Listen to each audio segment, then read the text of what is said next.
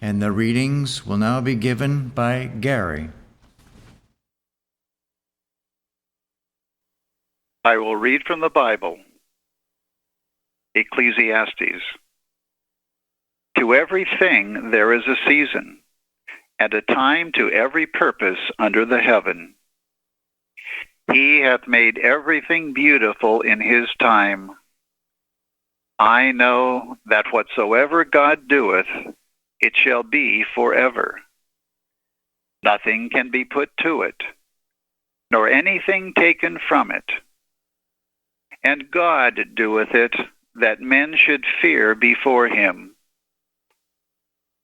That which hath been is now, and that which is to be hath already been. And God requireth that which is past. Genesis. And there came two angels to Sodom at even, and Lot sat in the gate of Sodom.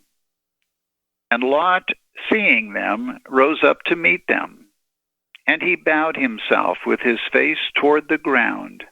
And he said, Behold now, my lords, turn in, I pray you, into your servant's house, and tarry all night, and wash your feet, and ye shall rise up early and go on your ways. And the men said unto Lot, Hast thou here any besides, son-in-law, and thy sons, and thy daughters, and whatsoever thou hast in the city, bring them out of this place.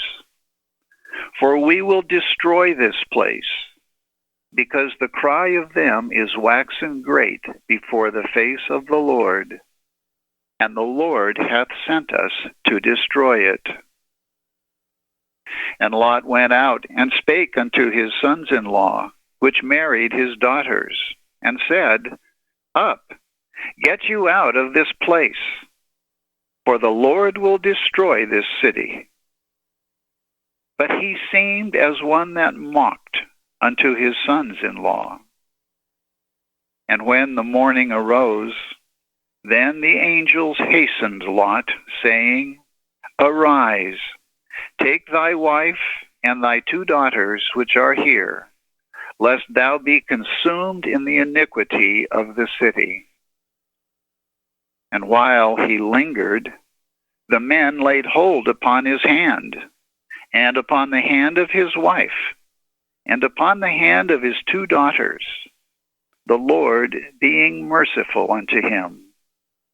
And they brought him forth and set him without the city. And it came to pass, when they had brought them forth abroad, that he said, Escape for thy life. Look not behind thee, neither stay thou in all the plain. Escape to the mountain, lest thou be consumed. Then the Lord rained upon Sodom and upon Gomorrah brimstone and fire from the Lord out of heaven. And he overthrew those cities, and all the plain, and all the inhabitants of the cities, and that which grew upon the ground. But his wife looked back from behind him, and she became a pillar of salt. Psalms. Lord, thou hast been our dwelling place in all generations. For 1,000 years in thy sight are but as yesterday when it is past, and as a watch in the night. For all our days are passed away in thy wrath. We spend our years as a tale that is told. O satisfy us early with thy mercy, that we may rejoice and be glad all our days. Luke. And Jesus said, Follow me. But he said, Lord, suffer me first to go and bury my father. Jesus said unto him, Let the dead bury their dead. But go thou and preach the kingdom of God. And another also said, Lord, I will follow thee, but let me first go bid them farewell, which are at home at my house.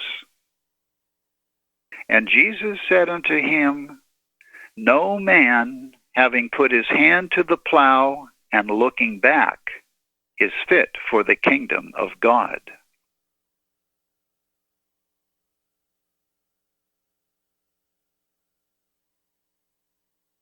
I will now read correlative passages from Science and Health with Key to the Scriptures and from Prose Works by Mary Baker Eddy. Now, cried the apostle, is the accepted time. Behold, now is the day of salvation.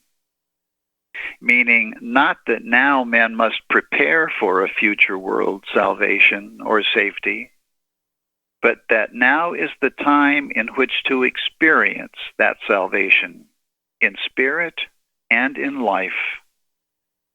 Now is the time for so-called material pains and material pleasures to pass away, for both are unreal, because impossible in science. To break this earthly spell, mortals must get the true idea and divine principle of all that really exists and governs the universe harmoniously. It is well to know, dear reader, that our material, mortal history is but the record of dreams, not of man's real existence. And the dream has no place in the science of being. It is as a tale that is told, and as the shadow when it declineth. The heavenly intent of earth's shadows is to chasten the affections, to rebuke human consciousness, and turn it gladly from a material, false sense of life and happiness to spiritual joy and true estimate of being. The awakening from a false sense of life, substance, and mind in matter is as yet imperfect. But for those lucid and enduring lessons of love which tend to this result, I bless God. Mere historic incidents and personal events are frivolous and of no moment, unless they illustrate the ethics of truth. To this end, but only to this end, such narrations may be admissible and advisable. But if spiritual conclusions are separated from their premises, the nexus is lost, and the argument, with its rightful conclusions, becomes correspondingly obscure. The human history needs to be revised, and the material record expunged. The gospel narratives bear brief testimony even to the life of our great master. His spiritual noumenon and phenomenon silenced portraiture. Writers less wise than the apostles essayed in the apocryphal New Testament a legendary and traditional history of the early life of Jesus.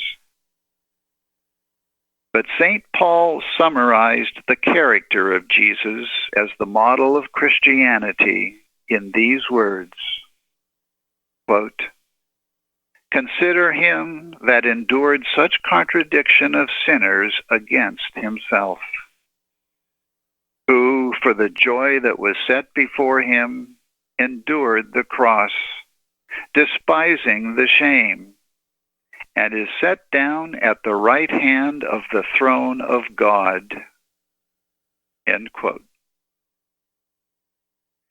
It may be that the mortal life battle still wages and must continue till its involved errors are vanquished by victory-bringing science. But this triumph will come. God is over all. He alone is our origin, aim, and being. The real man is not of the dust, nor is he ever created through the flesh. For his father and mother are the one Spirit, and his brethren are all the children of one parent, the eternal good. This was an emphatic rule of St. Paul. Quote, "Behold, now is the accepted time." End quote. A lost opportunity is the greatest of losses. Whittier mourned it as what might have been. We own no past, no future. We possess only now. If the reliable now is carelessly lost in speaking or in acting, it comes not back again. Whatever needs to be done, which cannot be done now, God prepares the way for doing, while that which can be done now, but is not, increases our indebtedness to God. Faith in divine love supplies the ever-present help and now, and gives the power to act in the living present. The dear children's good deeds are gems in the settings of manhood and womanhood. The good they desire to do, they insist upon doing now. They speculate neither on the past, present, nor future, but taking no thought for the morrow, act in God's time. The past admonishes us. With finger grim and cold, it points to every mortal mistake. Or smiling, saith, "Thou hast been faithful over a few things." Change and the grave may part us. The wisdom that might have blessed the past may come too late. One backward step, one relinquishment of right in an evil hour, one faithless tarrying, has torn the laurel from many a brow and repose from many a heart. Good is never the reward of evil, and vice versa.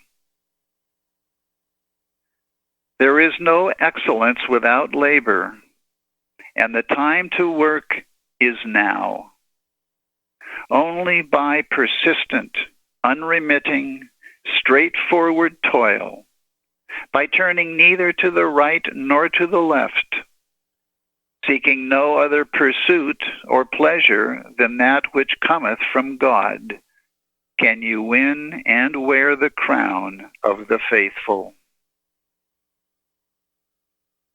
One moment of divine consciousness, or the spiritual understanding of life and love, is a foretaste of eternity. This exalted view, obtained and retained when the science of being is understood, would bridge over with life discerned spiritually the interval of death, and man would be in the full consciousness of his immortality and eternal harmony, where sin, sickness, and death are unknown.